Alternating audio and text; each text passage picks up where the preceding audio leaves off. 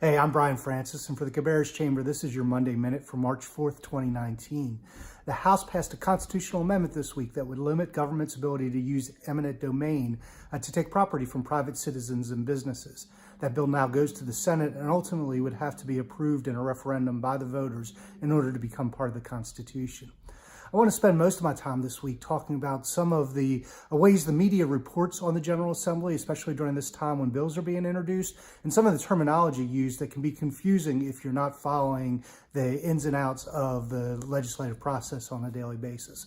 The first thing you'll often see in the media is members of the General Assembly want to do insert crazy thing here.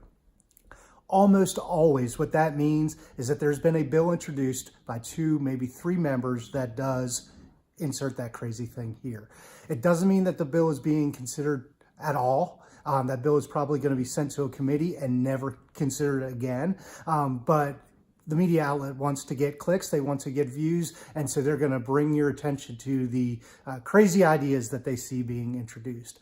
Now, the other thing that can happen is if you see something in the media, you decide to go to the source, go to the General Assembly website to see the status of the bill, and that can be alarming because you pull up that crazy idea bill and you'll see that it has passed first reading. Don't let that concern you.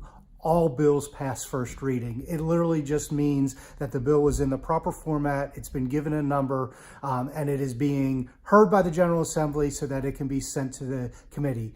Members don't even vote on first reading. It is purely a procedural matter to get the bills introduced and sent into committee. So don't be alarmed if you see that a bill that you really hate has passed first reading. Literally all the bills pass first reading.